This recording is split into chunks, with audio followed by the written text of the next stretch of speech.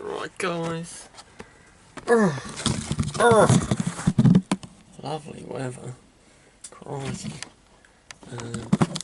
2 seconds. I've still got my camera stand in the car. Unfortunately, I'm trying to make something or give you a summon. Give you a summon. Can you see me? Can you see me? No. Well, maybe if I'm slumped. Let's pop this underneath there. Who would have thought?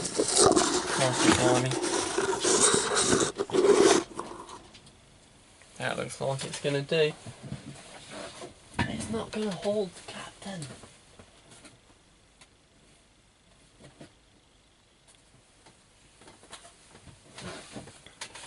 Right. Hello guys. Oh, the light. Couple of things. As you know, I've got my little like care sheet type videos. Oh, normally with a close-up of a praying mantis eating. I'm going to do a whole sort of genus, I guess it would be. It's the hierodula species. You probably mentioned me doing them all the time. That's the chicken, the cockerel. So I will be doing individual videos on each, and I'm going to start with hierodula grandis, and this is a new one for me actually. I got it from BTS.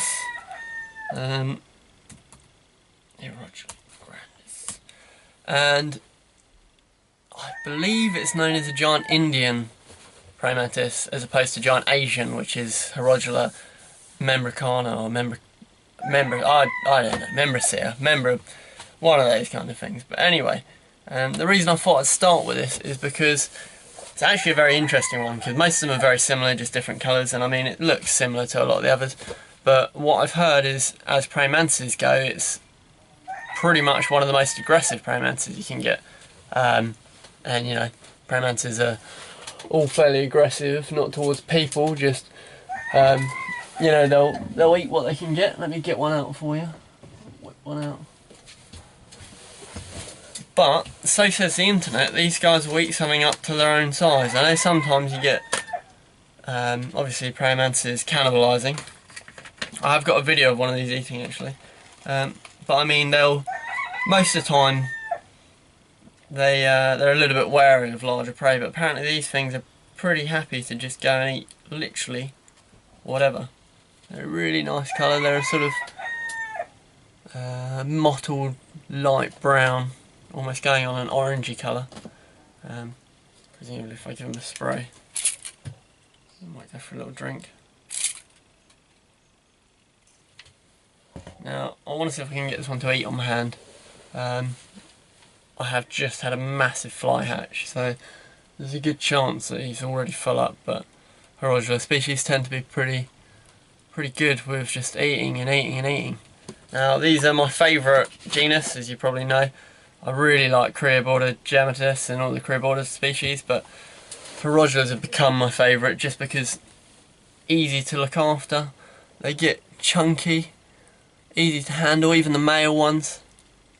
Not too many requirements. Some of them, giant Asians and hierodula majuscula and stuff, need a little bit more humidity, and you know, the room can be a little bit, I guess, you want it a little bit warmer than some of the other species, but they're pretty hardy. They tend to be fine with pretty much whatever you give them. Oh, I just lost a whole bunch of flies. There's another one. There's about 3 I just let go. Terrible. So, let me get this fly. Unfortunately, I had to rip his wing, but that's how it goes. Hopefully you'll see it. Oh. Where did it go? Oh, bollocks. That's no good. No, no. Oh, I've just released some car, it's going to go mad. Anyway, so space-wise, these guys get a bit bigger. You've obviously seen my free roam praying mantis in previous videos. I would show you, that's a hierodula majuscula, but actually I don't know where she is at the moment. she'll turn up in the next couple of days. She always does, though she is very, very old, so she's getting on. But I just thought I'd give you a little show, really. They are fine they're one of these ones where you can give them a few days before you feed them. Quite often my ones go 3 or 4 days before I actually feed them again. They'll eat flies, cockroaches, crickets. I've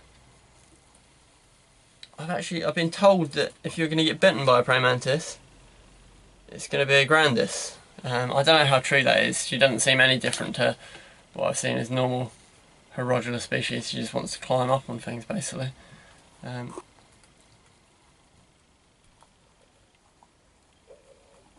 don't think she's going to go for it. I don't think she even knows it exists, to be honest.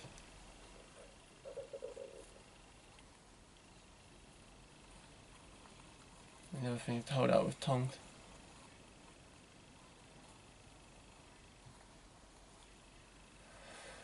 Well, it's been a bit of a fail, really. Anyway, I got a bunch of these. I got these at the BTS. What's that? What's that?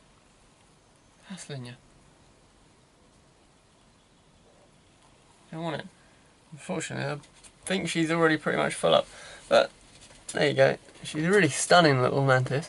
And if you're looking at a starter mantis, maybe not hierodula grandis, but certainly giant Asians or hierodula majuscula, which are the giant Australian rainforest mantises. They obviously need a slightly larger space than some of the others. I'll show you what I keep my ones in. The adult males are in this sort of thing. It'd be obviously nicer to go larger. I've got a few which are a bit bigger than that. You've probably seen these enclosures before, just vented on one side and a few places for them to hang, but I mean any large enclosure would be fairly decent. You could use one of these type things. That would be perfect for an adult female. I've got these converted boxes. This is another really great one for hierodulas. I mean, it doesn't look the nicest. If you want to trade for an actual tank or an exoterra, that'd be great, obviously. You can use the mesh cages. Like I say, these aren't a picky species. As long as you keep them sort of 50-60 degrees, 50-60, that would be insane. 50-60 humidity, percentage humidity. And they can dry out a little bit, they can get wet a little bit, they're not going to have any issues. Just don't let them mould. Yeah, I mean, there's not a lot to say about them apart from they're really stunning. I'll see if I've got another. Like I say, I'm sticking to hierodula grandis in this video. This one, eating a fly at the moment. All about the flies. Big fly hatch, so everything's feeding at the moment.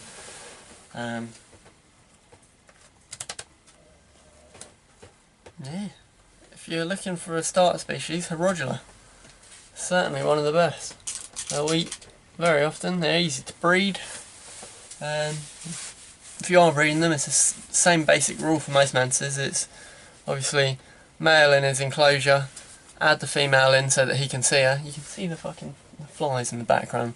Add the female in so he can see her, and then he can approach when he thinks it's the right time. Obviously both well fed, and you want to give them 2 to 4 weeks to mature.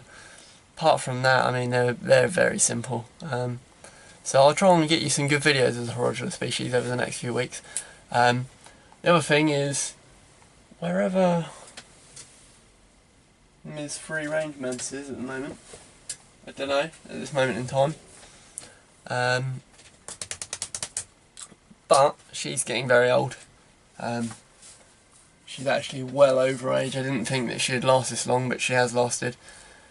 She could, to be honest, she could have gone last night. I'm not sure how she'll be. I'll see if I can find her in the next few hours. But she is not going to last long, and when she goes, there'll be a new free-range mantis. So anything you guys want to see is the new trademark Nerd Room free-range mantis. Any species that you'd want, give me a shout and I'll consider it. Obviously the larger species are better, but I'm up for trying something different. Maybe a hierodula would be cool. I've got a really special order coming in with some crazy praying mantises. Some standard ones as well. I got some Rhombodera species. I don't think I got basilisks this time, but they're pretty massive, so that'll be cool. But yeah, just thought I'd give you that little snippet of my life, and I hope you enjoy.